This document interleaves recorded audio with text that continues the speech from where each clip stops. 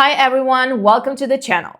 We are having another storage unit auction story today about some finds, some treasure, maybe some millionaire storage unit was abandoned, so stay tuned, we are getting started. And so just there is no AI voice or nothing AI created here. It is me personally who read live stories with live voice and live personality.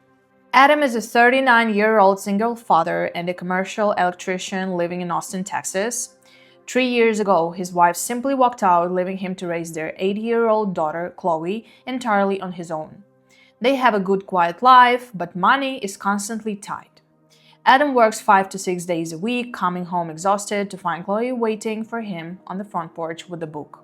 For the past 2 years, he had been painstakingly saving up to fix a severely leaking roof. He had managed to put away exactly $6,800, but every morning he would stare at a growing crack in the kitchen ceiling, telling himself he would call the contractor next month.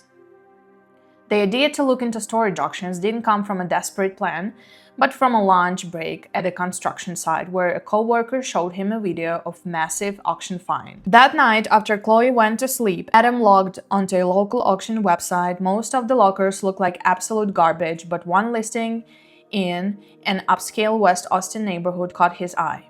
The description simply said premium, and the photo was terrible, just a dark, poorly framed shot from the doorway. But after 20 years of running wires inside dark walls, Adam knew how to spot hidden patterns. Zooming in, he noticed the floor space in the back. Underneath the messy pile of heavy moving blankets, he could see the faint outlines of perfectly identical cylindrical objects. It was too organized to be random trash. It was a deliberate, disguised order. Adam made a terrifying decision. He wrote down $6,800, every single penny of his roof repair find, on a piece of paper and placed it next to his keyboard. That Friday night, he watched the online auction intensely. Most buyers ignored the listing because of the bad photograph, but two serious bidders drove the price up quickly. When the price hit $6,400, one buyer dropped out. Adam took a deep breath and placed his absolute maximum bid. The last competitor hesitated and the timer ran out. Adam won the unit for exactly $6,800. He sat at the kitchen table in absolute silence, realizing he had just gambled his family's entire financial safety net on a dark room he had never actually seen. Early Saturday morning, Adam drove his work truck to a classic American outdoor storage facility on the west side of the city. After checking in with the manager, he walked down the long row of concrete units, cut the lock, and rolled up the metal door. At first glance, his heart sank. The room looked like a complete dumping ground. There was a rusted folding cot, a stained mattress leaning against the wall, and random cardboard boxes thrown around. But then his trained eyes adjusted, and he noticed a very specific detail. The concrete floor was covered in a normal layer of dust, except for one clean, narrow path leading straight from the door to the pile of heavy blankets in the back corner. Someone had been walking that exact path repeatedly, completely ignoring the rest of the room. Adam followed the path and pulled the heavy blankets away.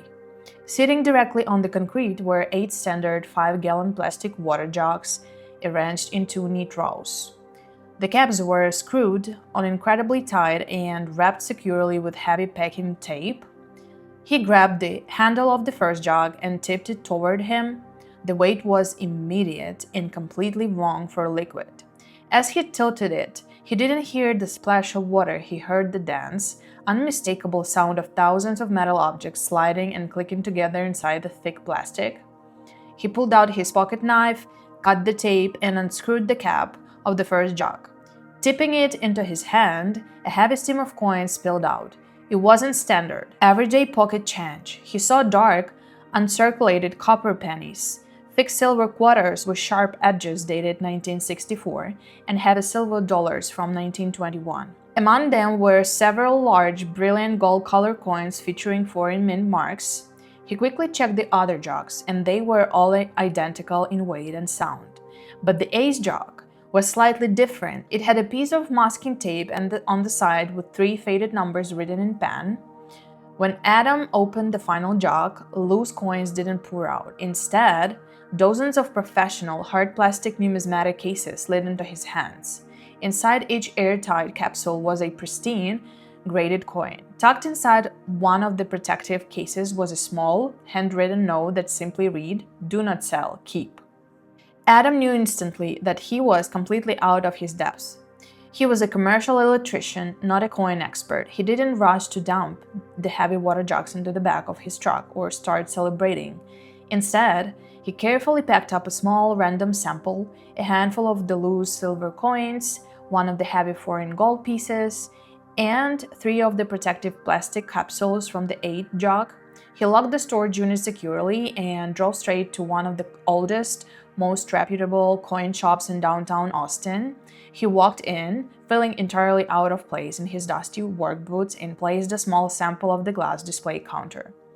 The shop owner, an older man with decades of experience, didn't seem overly impressed at first. People brought in jars of old pennies every day thinking they had struck it rich. He put on his reading glasses, pulled a jeweler's loop from his pocket, and picked up one of the loose silver dollars. A full minute of absolute silence passed in the shop. He carefully sat it down on a velvet mat and picked up one of the hard plastic capsules. He studied the coin, then studied the handwritten label tucked inside.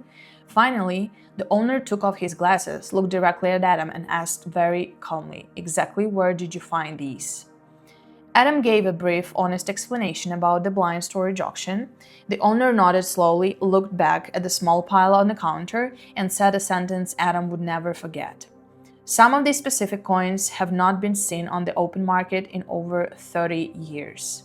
Because Adam was a responsible father who worked hard for his money, he didn't try to negotiate a quick, under-the-table cash deal right there in the shop.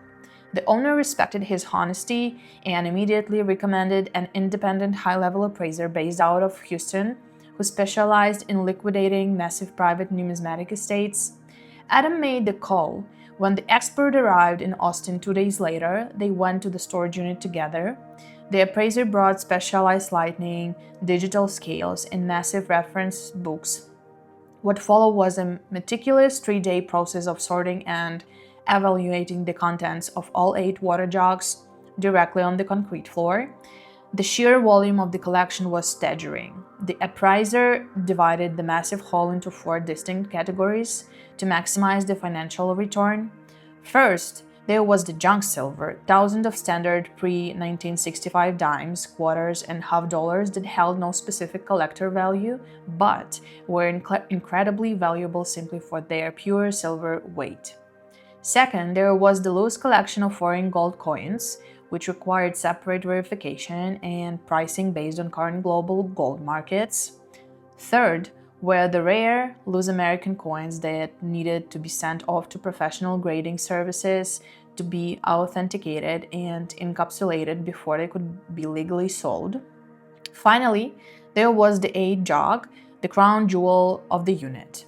This was the original owner's private, highly curated collection of exceptionally rare, high-grade coins that were already authenticated and ready for elite auction houses. Adam did not rush the process. While he still went to work every single day, pulling wire and installing electrical panels on construction sites, his evenings were focused entirely on liquidating the collection the right way. He avoided local pawn shops, quick cash offers, and shady online buyers. He worked entirely through verified auction houses, licensed precious metal dealers, and official channels, keeping a thick folder of every receipt, appraisal document, and tax form. It took 4 long, careful months to properly sell everything, pay the appraiser's commission, and ensure the government got its required share of the taxes. But when the very last auction check cleared the bank, the final, pure profit sitting securely in Adam's account was exactly $71,000. For a single father who had spent the last 2 years stressing over a simple roof repair, it was a completely life-altering amount of money. But Adam didn't go out and buy a brand new truck or an expensive watch. The very first phone call he made was to the local roofing contractor who had given him the terrifying quote a year ago. He didn't ask to schedule the repair for next month or next year. He told them he wanted the crew at his house the following Monday, and he was ready to pay the entire invoice upfront. His second move was logging onto his bank's website. For 3 years, he had been ignoring a high-interest credit card balance that he had used to keep them afloat right after his wife walked out. He had been terrified to even look at the total number, paying only the minimums. With 3 simple clicks of his mouth, he transferred the funds and brought the massive balance down to zero. The relief of clearing the debt was immediate. Finally, he drove down to the local bank branch and sat down with a financial advisor. He opened a dedicated interest-bearing college savings account in Chloe's name. It wasn't enough to pay for a whole university yet, but it was a solid foundation. It was a tangible promise that her future was secure and that someone was actively looking out for her. A few weeks later, Adam was sitting at the kitchen table going over his normal monthly budget. He realized that without the credit card payment dragging him down, and with his emergency savings fully restored, his regular electrician's paycheck was actually more than enough to live comfortably. Chloe walked into the kitchen to grab an after-school snack. She stopped, looked up at the ceiling, and tilted her head. She looked over at her dad and asked if he was thinking about something important again. Adam smiled, shook his head, and said no, he was just relaxing. Chloe smiled back and said that was good because the ugly crack in the ceiling was finally gone. Adam looked up. When the roofing crew had come to replace the damaged shingles and fix the massive leak, the interior drywall guys had come inside and completely patched, sanded, and repainted the kitchen ceiling. The water stain and the long crack were completely erased.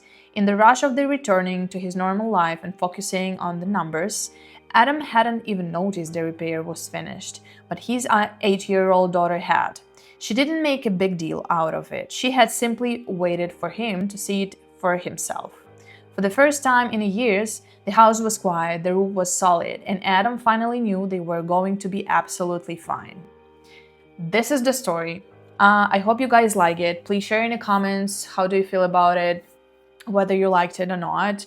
And if you have your own story to share, please leave a comment, drop some few sentences, and give me some thumbs up, hit that subscribe button, and see you next time. Bye.